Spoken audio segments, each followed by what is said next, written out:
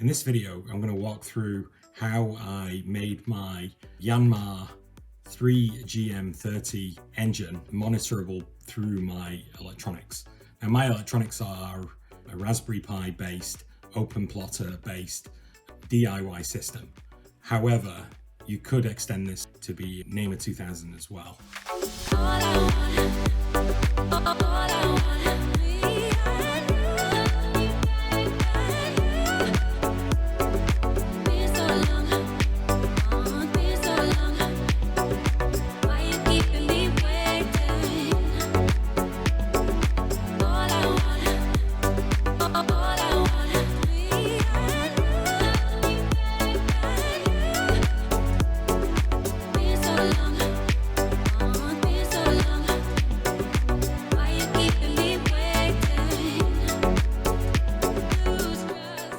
What I'm going to do is I'm going to take some components like this. This is a Firebeetle ESP32-E by DF Robot.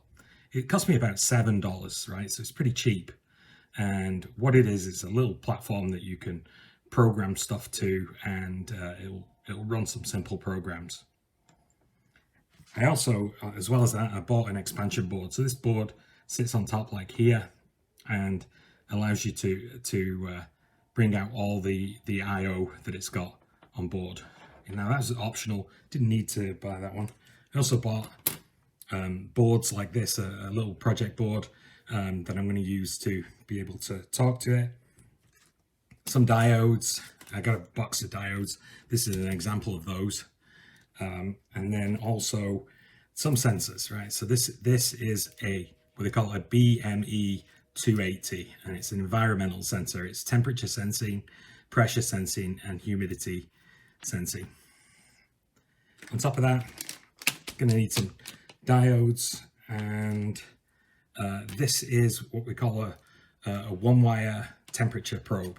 So it comes, this particular one comes with half a meter of cable, and it's really got 3 wires: power, ground, and a data line. It's a digital system, the one-wire system, and you can pretty much on the same pin put a bunch of these, and then you can put them anywhere in your engine bay or anywhere on the boat to sense temperature. I already have some of these on the boat already connected directly to the Raspberry Pi, and they're pretty good. I've got, currently I sense the raw water coming in. I also sense the cabin temperature, the engine bay temperature, and the coolant temperature as well with these. I'm going to do something similar to that. I'm also going to sense things like the alternator temperature and oil temperature. That will come in a different video because the install will be a separate video. So there's the parts. So you probably also need a box. So a box like this, a little project box, it's all going to go inside here, and then we're going to connect it to the boat. Screw it to the boat, and it will all sit inside there. SensESP was set up by a team from the Signal K group in order to provide a toolkit for people to use ESP32s to integrate them into their boat systems.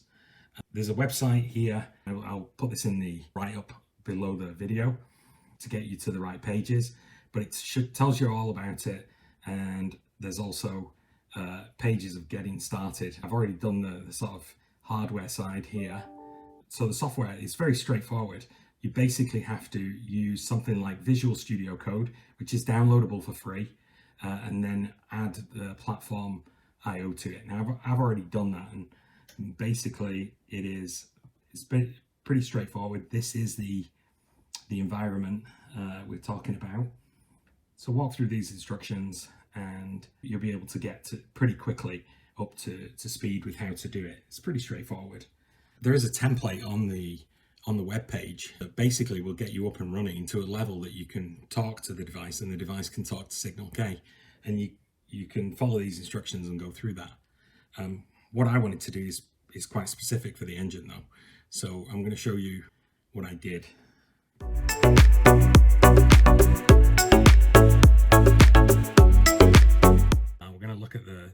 circuits that I've got involved.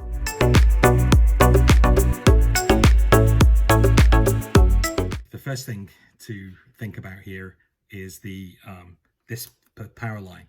So I have a power cable here that comes in. This will just go to 12 volts, and it comes in, it comes through here, and it goes to this little power board, and this power board drops the voltage down to 5 volts, which then goes out to this little plug, which once it's mounted, this will plug into the device, and that's how we get power to it.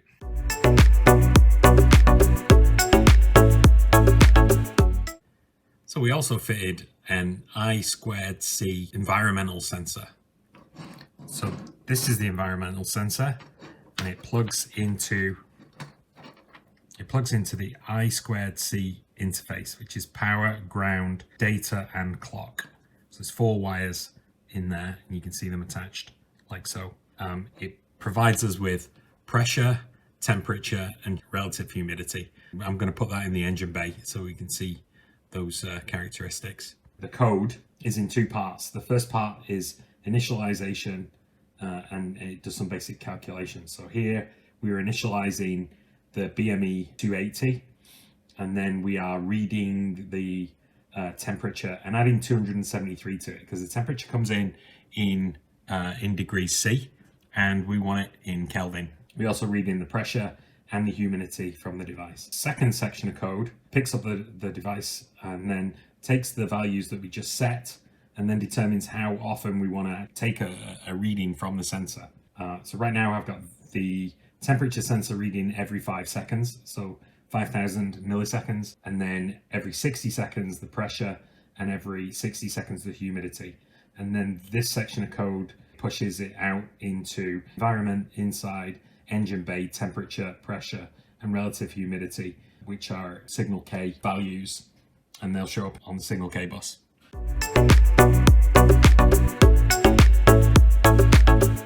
The next circuit over here is the yellow, orange, and the green wire. The green wire is a power wire. It comes in, goes through a resistor, and that resistor in this case is a 47 ohm resistor, and then it goes to this line here. Now the line here is this orange wire that goes back to the sensing pin, and then the yellow wire goes to ground. Now this yellow wire won't be there when it goes into the boat.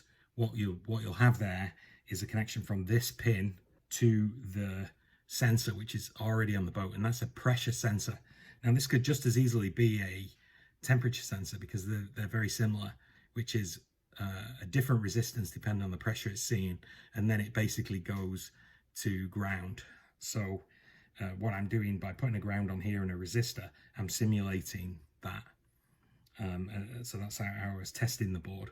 And the code for that, and that pressure sensor code here, basically what it does is it takes the input pin. So we define the input pin, pin 36, which is analog 0. We then take that analog input, and that analog input comes in as a 10-bit system, so it's 0 to 1024. We scale that using this analog voltage to make it into volts, and then we take that, do some calculation based on a voltage divider, and that's where you have to define the input voltage, and you also have to define what size that resistor is. 47 ohms that one is. So you can see in the code here, the constant flow resistor 1 R1 is 47. The voltage that I was sensing on there measuring was about 3.45.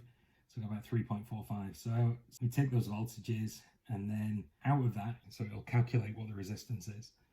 Once you've got the resistance, you then need to work out what that is in pressure. Up here at the very top, we have a translator, pressure interpreter. So this set of code here, what it does is it basically has data points and what the pressures are. So this one, at 10 ohms, you're going to get 0 pressure. At 184 ohms, you're going to get 10 bar, so or 1 million pascals, which is 10 bar. And then the last line here basically sends it out as propulsion, engine, oil pressure, and that will go out, and you'll see that on the bus.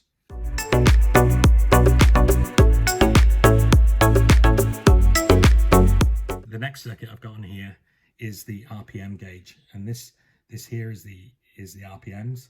What will happen is that these two ports here are the input, and they will come from the alternator. And as the alternator spins, it pulses onto one pin, and we'll take that pulse and we'll read it here. And what we'll get out of it is, on this side, we'll get a completely independent 3.3 volt high-low on-off signal.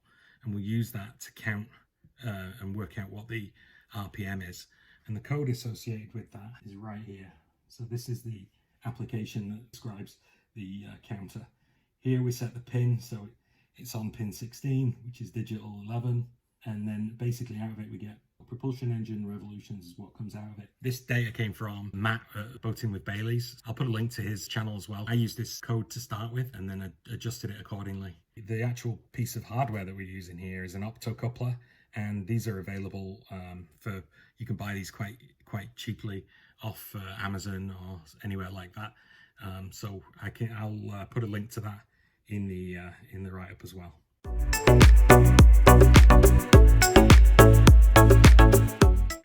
So first of all, this is the ESP32 mounted, and you can see that these three wires here come off what we call digital 2. So there's digital inputs 0, 1, 2, 3, 4, 5, 6 on this side, and then some different numbers in the middle. And these three wires are the one-wire circuit.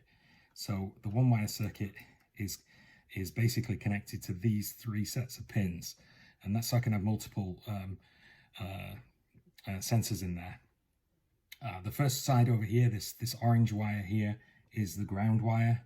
The one in the middle is the power wire, and the one on the end is actually the data wire. So all the data items are going to be passed to that piece there. If I connect up a one-wire sensor to here, then when the system is running, you'll see data coming from it. And let's take a look at the software, the code associated with the one-wire power main.cpp. What we've got is a section on one wire. Right here, you can see the start of the one-wire temperature sensors, and all this code basically is for each of the sensors. This first pin here basically says which pin it is. Now, there's pin numbers and then there's digital output numbers. So you've got to change this number to correspond with the correct input that you've got it connected to. You know, each one of these sensors has a digital serial number. And as you can see, I've got code for 5 sensors here. The first time you plug one in, it will allocate that to the first one. I'm just going to plug them in one by one. So what I'm going to do now is I'm going to connect it up. Now, it's been connected up before, so you'll notice if you read the documentation that it will basically want you to firstly determine what the Wi-Fi is. So you have to go in to the device directly and set the Wi-Fi. Now I actually have a Raspberry Pi here that is a clone of what I use on the boat. So I've used that to be able to demonstrate all of this. We're going to plug it in. So we're going to plug it in here. It's a USB, so it won't go in first, second time. It's always the third. So now it's connected and it's running. You can see the lights on here, and it's just running. There should be a green light flashing and a red light.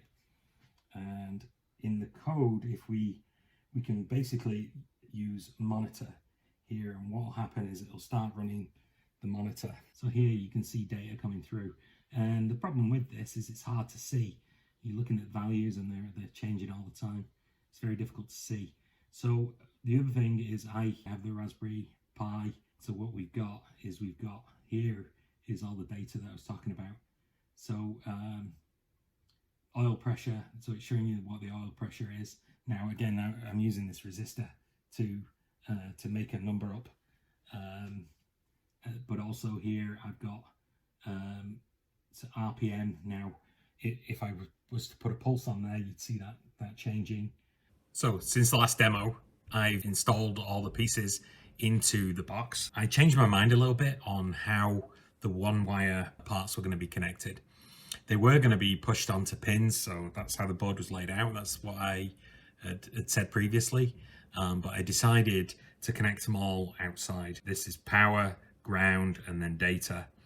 And then this area here is for the RPM sensor, and then this is the oil gauge. I use a resistor to simulate the pressure sender. Also, there is the RPM here is just connected to ground. I just need the positive here to get the RPM. I've also got the environmental sensor, so that's now plugged in, and everything's quite nicely fits inside this box. So it looks like that. And then I drilled a hole in the side of the box to in order to get the wires out. This one here, I haven't decided exactly. I'm probably going to put it through another hole in the other side, or maybe try and squeeze these 4 wires through the main one. But this is going to be outside, otherwise it's going to be just reading the temperature inside the box.